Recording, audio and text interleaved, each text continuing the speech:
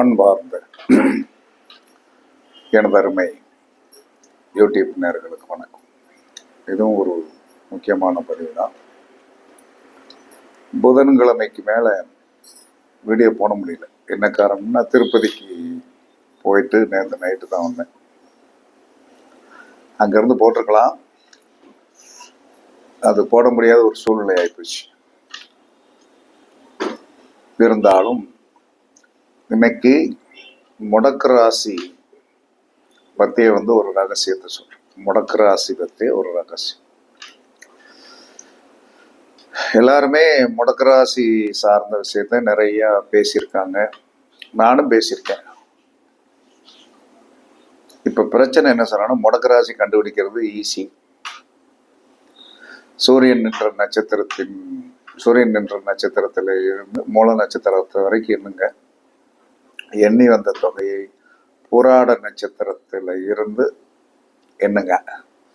எண்ணுதல் எந்த ராசி வருதோ அந்த ராசியும், அதில் எந்த நட்சத்திரமோ எந்த நட்சத்திரத்துல விழுகுதோ. இப்போ ஒரு புராட நட்சத்திரத்துல சூரியன் நின்ற நட்சத்திரத்திலிருந்து சூரிய மூலம் 5வது நட்சத்திரம். புராடத்திலிருந்து புராடம், உத்திராடம், திருவோணம், அவிட்டம், சதயம். சதயம் முடக்கு நட்சத்திரம். கும்பராசி முடக்கு ராசி. இவ்வளவுதான் கண்டுபிடிக்கிற ரகசியம். என்ன புதுசா சொல்ல போறீங்க அப்படின்னு எல்லாரும் கேட்பீங்க. இன்றைக்கு நான் வீடியோ போட்டு கொண்டிருப்பது திருப்பதி ஏழுமலையானுடைய கடாட்சத்துல தான் போட்டுக்கிட்டு இருக்கேன். என்ன செஞ்சிச்சு அப்படின்னா, நல்லபடியாக ஃபேமிலியோட என்ன சொன்னோன்னா, 2 ஃபேமிலியோட சேர்த்து ஒரு 9 நபர்கள் போய் ரூம் கிடச்சிருச்சு, எல்லாம் கிடச்சிருச்சு. எல்லாம் நேட் பண்ணி போனோம். இந்த முடக்கு ராசி எப்படி வேலை செய்யுது அப்படிங்கிறதை அவங்களுக்கு சொன்னேன். இந்த திருப்பதிக்கு டிக்கெட் போடும் போதெல்லாம் எந்த நாள் எந்த நட்சத்திரம்லாம் ஒன்றும் நம்ம பண்ண முடியாது. நமக்கு என்னைக்கு லீவு கிடைக்குது, குடும்பத்தில் இருக்கிறவங்க லீவு கிடைக்கணும். லேடிஸ் இருக்காங்க, அவங்களுக்கு மென்சஸ் ப்ராப்ளம் வரக்கூடாது. இதெல்லாம் கணக்கு பண்ணி தான் போடுவோம். அப்போ போட்டாச்சு. ஒரு 4 மாதத்துக்கு முன்னாடியே போடணுங்காங்க. அதெல்லாம் போட்டு நீட் பண்ணி எல்லாமே கிடச்சிருச்சு. டிக்கெட்டு கிடச்சிருச்சு, ட்ரெயின் டிக்கெட் கிடச்சிருச்சு, தங்குறதுக்கு இடம் கிடச்சிருச்சு. அதுக்கடுத்து தரிசனத்துக்கு 300 ரூபா டிக்கெட் எல்லாம் கிடச்சிருச்சு. சரி, என்ன கிழமை போய் சாமி கும்பிட்றோம் அப்படிங்கிறத எத்தனாம் தேதின்னு கேட்குறேன். 25/12 கிளம்புறோம், 26/12 சாமியை பார்க்குறோம் அப்படின்னு சொல்கிறாங்க. அப்படியா, சரி அப்படின்னு. என்ன நட்சத்திரம்னு பார்த்தா, என்னுடைய முடக்கு நட்சத்திரம் சதயம். என்னுடைய முடக்கு ராசி கும்பம். அங்கதான் சதய நட்சத்திரம் 4ஆம் பாதம். சதய நட்சத்திரம் ஓடிட்டு இருக்கு. அப்பயே தெரிஞ்சு போச்சு. சரி, ஏதோ ஒரு சம்திங் ராங், எப்படியே ஏதாவது ஒரு பிரச்சனை நடக்கும், நம்ம கவனமாக இருக்கணும் அப்படிங்கிறதுல ரோமெல்லாம் பார்த்தாச்சு, போயாச்சு, உட்காந்தாச்சு, தூங்கியாச்சு. மறுநாள் காலையில் வியாழக்கிழமை நைட்டு போயாச்சு, சாப்பிட்டாச்சு, நல்லா தூங்கியாச்சு. மறுநாள் காலையில் 6 மணிக்கு எந்திக்கிறேன் நான். முதல்ல மற்றவங்க வீட்டில் இருக்கிறவங்க 4 மணிக்கு எழுந்திரிச்சு குளிச்சுட்டு டீ எல்லாம் குடிச்சிட்டு வந்துட்டேன். என்ன தூங்கட்டும் அப்படின்ட்டு 6 மணிக்கு நான் எழுந்திரிச்சு பாத்ரூம் போகிறேன். பாத்ரூம் போயிட்டு யூரின் பாஸ் பண்ணிட்டு திரும்புறேன். வலிக்கிடுச்சு.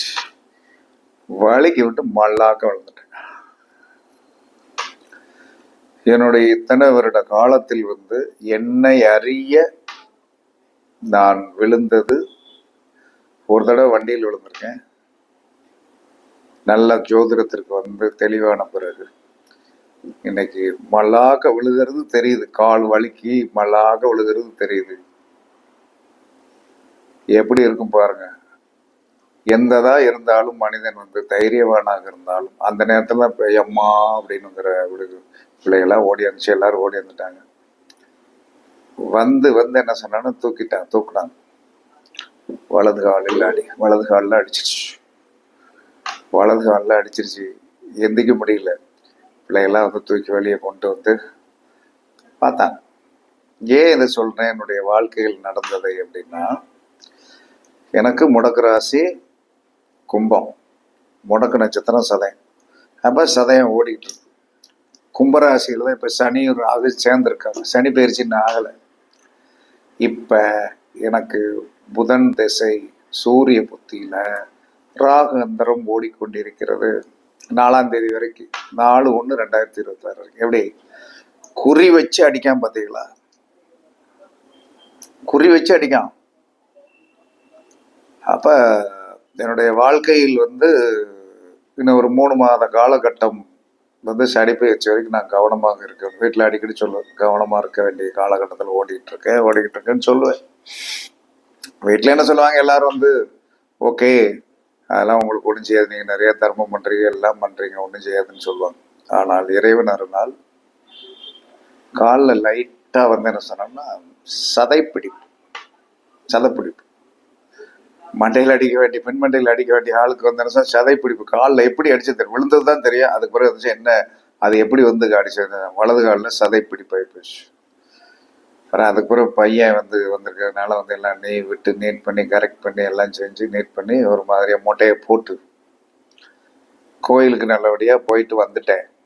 அதனால் முடக்கு ராசி எப்போது வேலை செய்யும் என்று சொன்னால் எல்லா நாளும் வேலை செய்யாது. முடக்கு ராசியில் மாதம் ஒரு தடவை சந்திரன் போய்கிட்டு தான் இருக்காரு. முடக்கு நட்சத்திரத்தை மாதம் ஒரு தடவை நம்ம சந்திச்சுட்டு தான் இருக்கோம். ஆனால் அந்த முடக்கு நட்சத்திரத்தோடைய புத்திகளோ அந்தரங்கங்களோ சூட்சுமங்களோ ஓடணும். அல்லது முடக்கு ராசிக்கு உண்டான சனி, எனக்கு முடக்கு ராசி சனி அப்படிங்கிறதுனால சனியோடைய புத்தியோ அந்தரமோ ஓடிக்கிட்டு இருக்கணும். அப்படி இருந்தால்தான் அவர் பாதிப்பாரை தவிர மற்றபடி முடக்கு ராசி பாதிக்காது. இதெல்லாம் ஏன் இதை சொல்றேன்னா எல்லாரும் நீங்க ரொம்ப பயந்துட்டு இருப்பேன். இப்போ நானே என்ன சொன்னேன்னு அதை எக்ஸ்ரே எடுக்கணும், அதை எடுக்கணும். ஒன்றும் இல்லை, என்னுடைய உடம்பு நல்லா இருக்கு, ஒன்றும் பிரச்சனை கிடையாது. மற்றபடி உங்களால் முடிஞ்ச மட்டும் ட்ரீட்மெண்ட் கொடுங்க. கரெக்டாக வந்த நேரத்து நைட்டு 2 மணிக்கு தான் வீட்டுக்கு வந்தேன். ஃப்ளைட்டில் தான் ரிட்டர்ன் வந்தாலும் மதுரையிலேருந்து குழந்தைகளை பாண்டிச்சேரிக்கு ஏற்றி விட்டுட்டு பையனை கொண்டு போய் விட்டுட்டு காரில் அப்படியே 2 மணி ஆகிப்போச்சு. அடுத்து 6:30 மணிக்கு இருந்துச்சு. அதுக்கடுத்து வேலைகளை பார்த்து நீட் பண்ணிட்டு கொஞ்சம் அந்த கால்களில் அடிபட்டது, கொஞ்சம் மூச்சு விட்டுருக்கும். அந்த வழிகளை தவிர வேற ஒன்றும் இல்லை. அப்ப மனித வாழ்க்கையில் முடக்கு ராசி இப்படித்தான் வேலை செய்யும். அதை என்ன சொன்னா டியூன் பண்றதற்கு திசையோ புத்தியோ அந்தரமோ நடந்தால் தயவு செய்து ரொம்ப கவனமாக இருங்க. அதுக்காக முடக்கு ராசி இல்லை, முடக்கு நட்சத்திரம் இல்லை அப்படின்னு நம்ம சொல்லவே கூடாது. ஏன்னா இந்த யமன் என்று சொல்லக்கூடிய அந்த ஒரு நபர் உங்களுடைய ஆயுள் பாவம் என்று சொல்லக்கூடிய, எனக்கு ராகு 8ல எப்படி பாருங்க, ராகு ஆயுள் ஸ்தானத்துல. அப்ப ஆயுள் ஸ்தானத்துல ராகு இருந்து என்ன சொன்னா புதன் திசை சூரிய புத்தி ராகுவுடைய அந்தரம் ஓடிக்கொண்டிருக்கிறது. 4/1/2026 வரைக்கும் இருக்குது. எப்படி இருக்கும் பார்த்துக்கிடுங்க. அவன் கரெக்டாக அடிப்பான். திசை நாயகனுக்கு புத்தி நாயகனுக்கோ உங்களுக்கு எதிரான சக்திகளாக அது இருந்தால் உங்களை யாருமே என்ன சொன்னான்னா கண்டிப்பாக என்ன செய்வாங்க, நீங்க யாரு என்னங்கிறதெல்லாம் அவங்களுக்கெல்லாம் தெரியவே தெரியாது. என்னுடைய கர்மா இது, நான் இதான் செய்வேன், நீ ஜாக்கிரதையா இருந்துக்கோ அப்படின்னு தான் இன்னைக்கு வரைக்கும் அதை சொல்லி கொண்டு இருக்கிறார்கள். ஆனால் எந்த கிரகமும் அதோடைய காரகத்துவத்தை இன்று வரை விட்டு கொடுத்ததே இல்லை. சனி மட்டும் கொஞ்சம் என்ன சொன்னானா இருக்கிறதுலே என்ன சொன்னான்னா எல்லாத்தையும் விட கொஞ்சம் ஸ்ட்ரிக்டான மனிதனாக இருந்தாலும் அவருக்கு மட்டும் இரக்கம் உண்டு.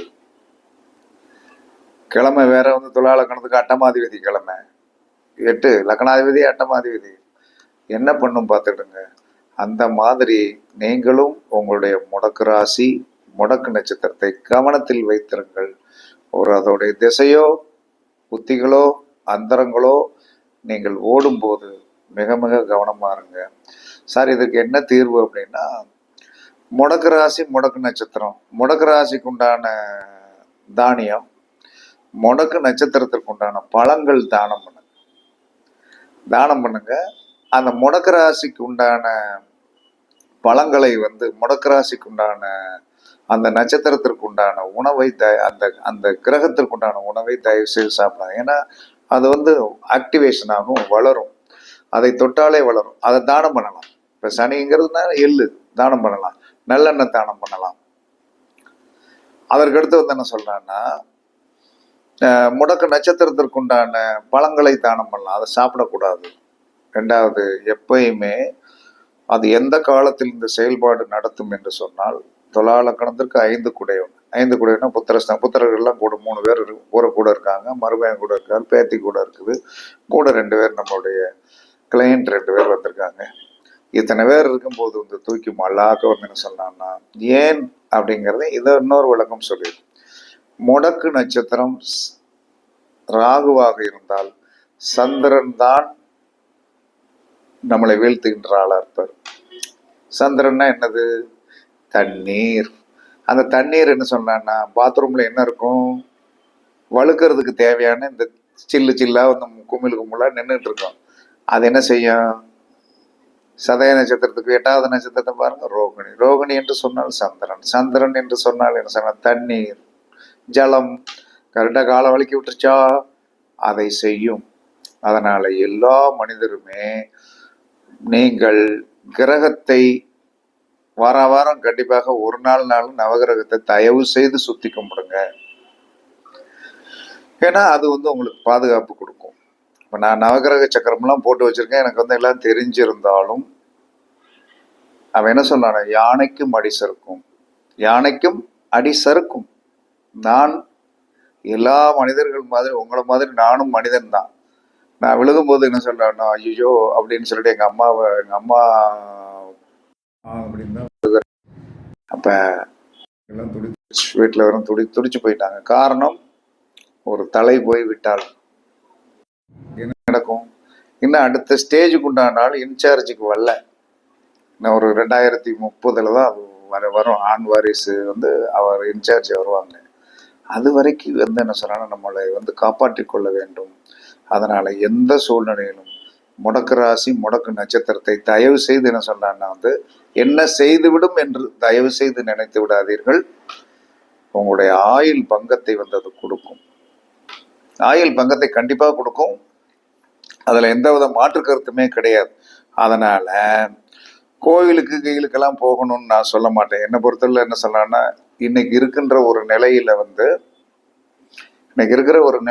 என்ன சொல்லலாம்னா, 10,000 5,000 செலவழிச்சு போய் உட்கார்ந்துருந்துட்டு இருந்த உடனே வேலை செய்யாது. உடனே வேலை செய்ய வேண்டும் என்று சொன்னால் எதுவுமே நமக்கு பாதிப்பு வரவில்லாமல். முடக்கு ராசிக்கு உண்டான தானியங்களை வாரம் அந்த கிழமையில் தானம் பண்ணுங்கள். முடக்கு நட்சத்திரத்தை 27 நாளைக்கு ஒருக்க வருகின்ற அந்த முடக்கு நட்சத்திரத்துக்கு உண்டான பழங்களை தானம் பண்ணுங்க. இதுதான் பரிகாரம். நான் ஈஸியாக தான் பரிகாரம் சொல்லுவேன். பெருசாலாம் பரிகாரம் வந்து எனக்கு சொல்ல தெரியாது.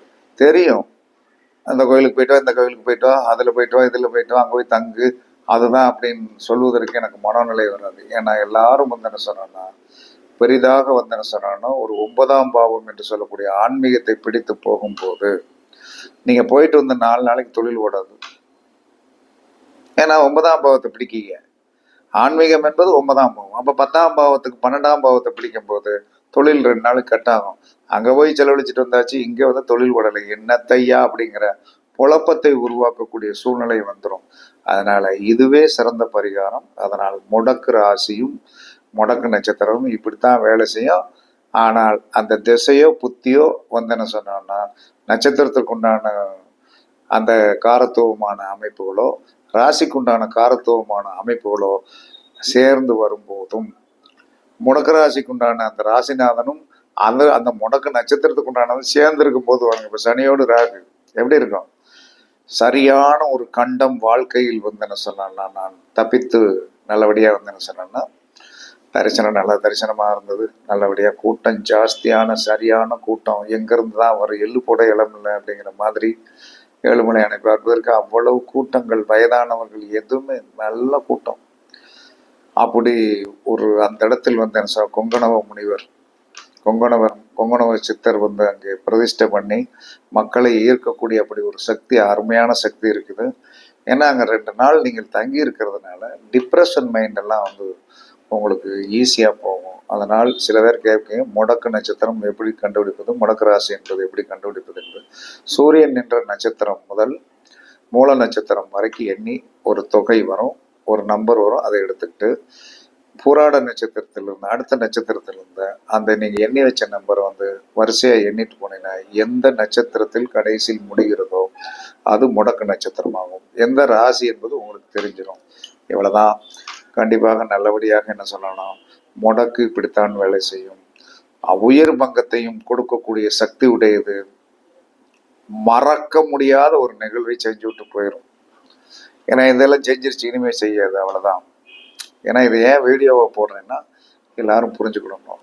நான் போய் வந்து சந்தோஷமாக அந்த ரிட்டர்ன் வரும்போது சந்தோஷமாக வந்தேன். அதெல்லாம் ஒன்றும் பிரச்சனை கிடையாது. வந்த அன்னைக்கு கடவுள் அருளால் வந்து கேஸெல்லாம் ஓடிச்சு, பணமெல்லாம் வாங்கி வச்சுட்டேன், அதெல்லாம் சொல்ல மாட்டேன். ஆனால் ஒரு உயிரை வந்து எப்படி வதம் பண்ணுவான் என்பது முடக்கு நட்சத்திரமும் முடக்கு ராசிக்காரனும் ஒன்று சேர்ந்து அந்த இடத்தில் சந்திரன் வரும்போதும் எப்படியெல்லாம் வேலை செய்வான் அப்படிங்கிறத நீங்கள் எல்லோரும் ப்ராக்டிக்கலாக புரிஞ்சுக்கணும். எனக்கு அப்ளை பண்ணி பார்க்குறேன், கரெக்டாக இருக்கு. உங்களுக்கு உங்களுடைய முடக்கு நட்சத்திரத்தை முடக்கு ராசி ஜாயிண்ட் ஆகுறாங்களா, அந்த இடத்துல சந்திரன் வர்றானா, அதே நேரம் அந்த திசையோ புத்தியோ ஓடிட்டு இருக்கா, இதுல தான் வச்சு செஞ்சிருவான். கவனமாக இருங்கள். எல்லாத்துக்கும் மேலே இறை சக்தி என்று ஒன்று இருக்கிறது. அதுதான் என்னை காப்பாற்றியது. என் குலதெய்வம் தான் என்னை காப்பாற்றினார், வேற யாரும் கிடையாது. காப்பாத்திட்டார். அதனால வந்து என்ன சொல்றேன்னா வந்து நீங்களும் எல்லோரும் ஜாக்கிரதையா இருக்கணும், எப்பயும் கவனமா இருக்கணும். ஒரு குடும்பத்தில் வந்து ஒரு சின்ன ஆணுக்கோ பெண்ணுக்கோ ஒரு மைனஸ் வந்தாலும் குழந்தைகள் பாதிப்பு, குழந்தைகளுக்கு பாதிப்பு வந்தால் அப்பா அம்மாவால் தாங்க முடியாது. அதனால குலதெய்வத்தை வந்து நல்லா கும்பிடுங்க. உங்க ஊர்ல இருக்கிற தெய்வத்தை நல்லா கும்பிடுங்க. உங்களுக்கு எந்த வித பாதிப்பு தன்மைகளும் வராது. தலைக்கு வந்தது தலைப்பாகையோடு போகும் என்று கூறி எல்லோரும் நல்லா இருக்க வாழ்த்துக்கள் கூறி, நிறைய பேர் வந்து என்ன திருப்பதி போன வீடியோவில் பார்த்து வந்து வாழ்த்துக்கள் சொல்லியிருக்கீங்க. அவர்களுக்கெல்லாம் நன்றி சொல்லுகிறேன். நீங்களும் திருப்பதிக்கு போயிட்டு வாங்க, நல்லா இருப்பீங்க என்று கூறி உங்களிடமிருந்து விடைபெறுவது சிபிபாறை ஜோதிடர் சாதி ராகவன் ஜெயபாலாஜி. சுகமே சூழ்க, சுகமே சூழ்க, வாழ்க வளமுடன், வாழ்க வளமுடன். வணக்கம், வணக்கம், வணக்கம்.